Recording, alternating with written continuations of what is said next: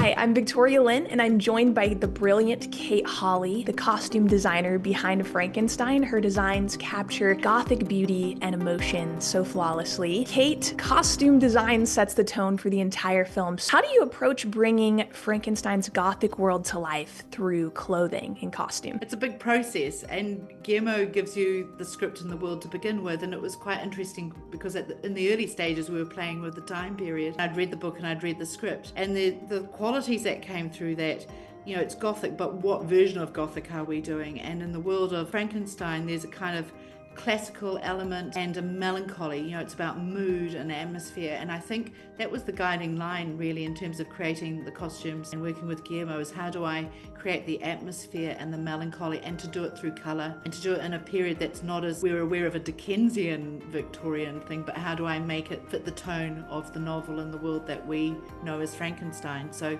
that was the biggest framework to work with, playing with colour and using colour in a way that's still saturated and bright but retains a mood and a darker quality, that we paint with colour instead of using blacks and things. You know, we used sort of purples and greens and blues and painted colour upon colour to give depth to it, and that was extended through Mia's veils. In a way, she's sort of like the luminous, elusive creature throughout that provides the colour, and then Victor's colour palette sort of rich in tone with his world of red and the green, you know, the opposite of red in his world of blood, but we used the sort of X-ray patterns and things to echo that. So we used a lot of textile techniques as well as colour. We used a lot of work based on X-rays, Elizabeth's green malachite dress, using that idea to create our own fabrics and things. We're in Guillermo's fever dream of this world, so how do I keep that language going? And because there's memories for Victor of the mother and the angel and all these images of, you know, sort of ghost past and present, we sort of used a lot of veiling to keep us in that world of dream and use fabrics that moved accordingly. It's beautiful. How much inspiration did you take from historical fashion versus creating something that was entirely new? I always, once we've locked in the period, I always work within the silhouette, because that will always keep you in that sense. And there was a lot of busyness going on in that period. The silhouette of a woman in the 1840s, the 1860s changed drastically. But with Guillermo, you go, but what is the intent? What does the character need? What is the moment? And we're building a fairy tale, and we're building a dark fairy tale. And I started using the imagery, you know, that he was using within sets. You know, my job's to reflect a lot of the environment. We created these worlds, so everything followed, and, you know, allowed me to push things further than I might have done on a more traditional period piece, because we're in this dream world. So once you set the rules and tones, then it allowed me to play within that, and my team could build on that with colour and all these techniques that we did. And it was quite a challenge, because as with Guillermo always, there's a lot of wear and tear and mud and blood and rain and snow and, you know, all those sort of elements. So you're also using them as part of the inspiration and to push and heighten everything. You know, we're in a very heightened world. It's gorgeous. And how closely did you collaborate with Guillermo and the actors to kind of shape that final look? We had the actors for a week at the very beginning, and Guillermo was part of the initial fittings. Usually those initial fittings are us taking measurements and photographing the actor and doing all those more traditional things. But this is like, what have we got and we can throw on and play with the silhouette? And, you know, Guillermo's there in great delight writing, and it was play.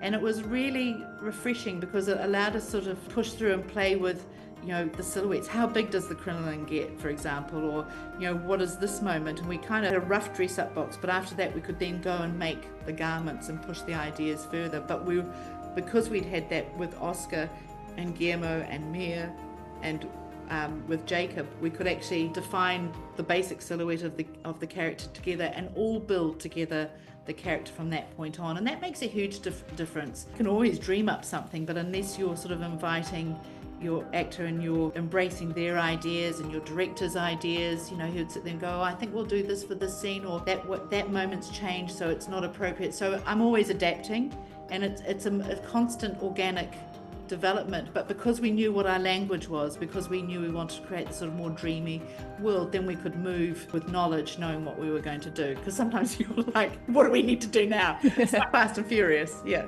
The costumes are absolutely a dream. Costumes, they can really transform an actor. Was there a moment that you witnessed on set when an actor put that costume on and just truly transformed right in front of your eyes? They just stepped right into character. Multiple times. All our actors, different process. And, you know, with Oscar, it was a big dress-up box. You know, I'd been looking at, Guillermo had talked about David Bowie, and we'd also looked at Nureyev and his Parisian apartment. You know, someone with privilege and a past and wealth who's used to beautiful things around him. It's not like he, put on special lab gear to go and make this creature. He just irreverently wore what beautiful old clothes he had. And I loved that when Guillermo was discussing the creation scene in the lab, it was almost like a whole orchestral piece in itself.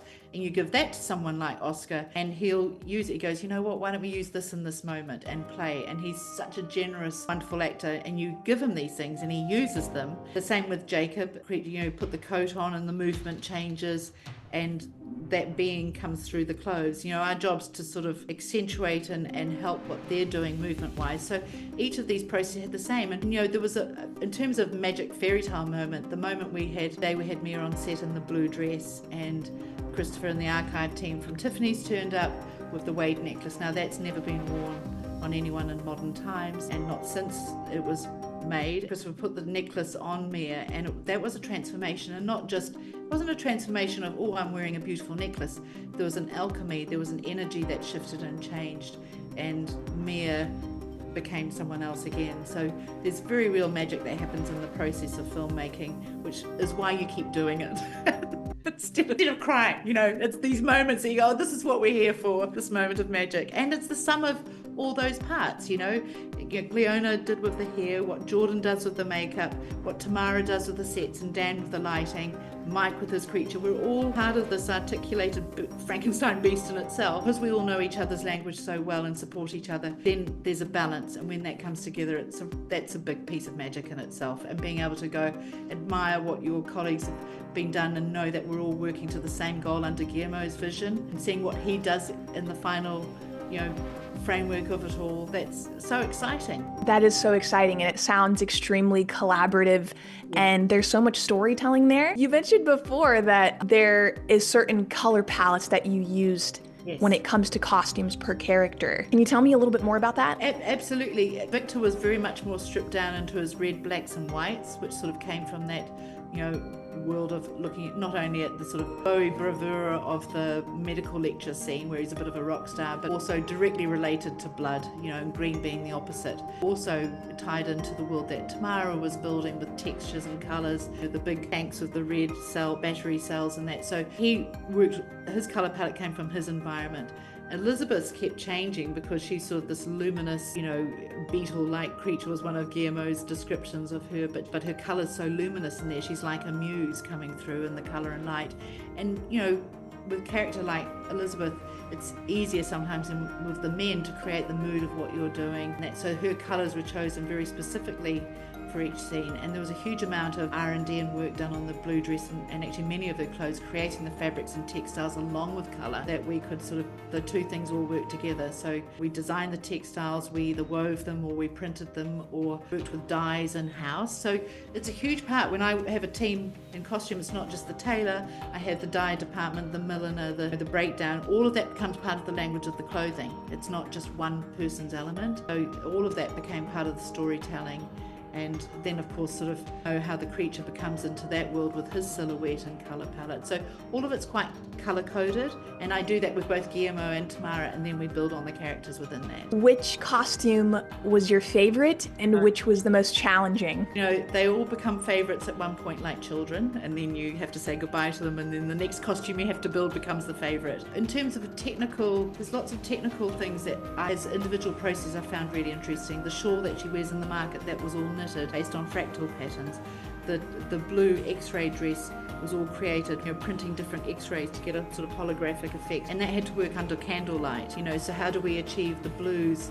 That took a huge amount of R&D to technically work that out. And then just the technical aspect of a crinoline, how does it not collapse, and how do you move and work with it? And so there's lots of different, each process with each actor and each costume definitely had a love, and then we went on to put that aside and then, love the next child that came along. Amazing. Thank you so much for your time today, Kate. I am so excited to see your work in the film. Thank you, Victoria.